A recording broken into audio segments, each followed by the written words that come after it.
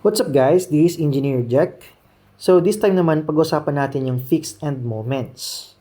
So for the figure shown, meron tayong beam fixed at both ends and meron tayong concentrated load P located A from the left and B from the right. So as you can see, meron tayong derived formulas na to calculate the moments at the fixed end. So for point A, ang moment at A natin is PAB squared all over L squared. While yung moment at B naman is PBA squared all over L squared. So itong formulas class, we can use this formula at any type of loading. Kailangan lang natin class gamitin or i-apply yung integral calculus. So for example class, ganito yung loading natin. As you can see, sa sobrang kakaiba yung loading niya, hindi natin kaya basta-basta makuha yung values for our moments at the fixed ends. So, ang gagawin natin, pwede natin class i-convert yung loading to concentrated load. And para magawa yan, ang ginagawa natin, kinakalculate natin yung area of this loading. So, since wala tayong formula for this area, gagamit tayo ngayon ng integral calculus. So, first, kuha muna ako ng strip class. As you can see, ang ginamit ko na variable is yung length ng strip is y and yung thickness of that strip is dx. So yung P natin is located at that strip. So yan yung equivalent force natin to calculate the concentrated load. So our P now is simply the area of the strip that is y dx. Para makancel natin class yung differential, ang ginagawa natin, gumagamit tayo ng integral calculus and yung limit from 0 to L. As long as alam natin class yung value for y in terms of x. So most of the time class, dito tayo gumagamit ng origin sa pinaka-leftmost. Dito yung origin natin. So kung yung strip natin class located x from the left, meaning yung sa kabila naman is L minus X. So, itong X now, class, this becomes the value for A. And yung L minus X, this becomes the value for P. So, if we want to calculate the moment at A, ang gagawin natin is to substitute the values for P, A, B, and L. So, our moment at A now, so kung gagamitin natin class yung formula na PAB squared, all over L squared, we substitute the values. So, yung P natin, that is y dx. Yung A natin is x. And yung B natin is L minus x. So, squared natin yon all over L squared. And yung limit, to cancel out the differential, gagamit tayo ng integral and yung limit kung ano yung dadaanan ng strip. That is from 0 to L. So, yung ganitong process class, we can apply this at any given loading. So, ngayon class, gamitin natin yung concept kanina if meron tayong uniform distributed loading. So, as you can see, fixed supports yung at the both ends and yung loading natin is we have a variable W. That represents class the distributed load. So, ang gawin natin first step is kuha ka muna ng strip. So, let's say ito yung strip natin class. So, yung value natin, the length ng strip, automatic yun na mismo yung class yung W. Pero yung thickness niya is also differential X.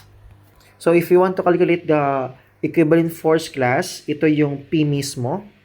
Where yung P natin is simply the area of the strip that is W dx. So, yung location niya, automatic class, this is the y-axis, and this is always the x-axis. So, yung location of our neutral axis of our beam. So, kung dito class yung origin natin, yung location of our strip, this is variable x. So, sa kabila, this becomes L minus x. So, kanina, yun nga, yung x natin, this becomes the variable A now. And yung L minus x natin, this becomes the variable B.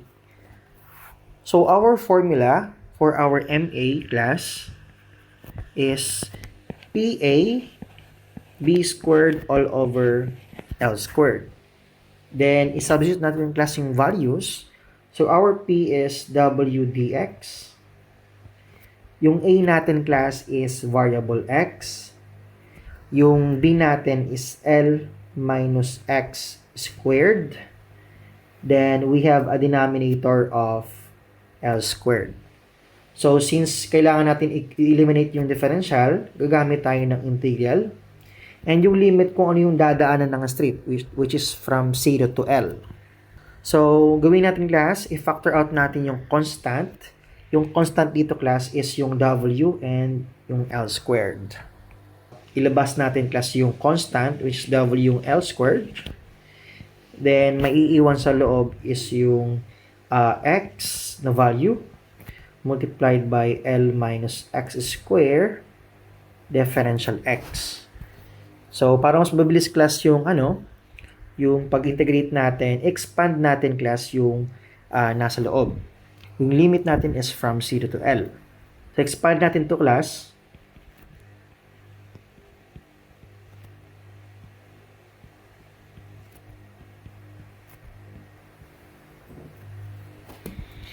And pwede natin class i-distribute yung variable X.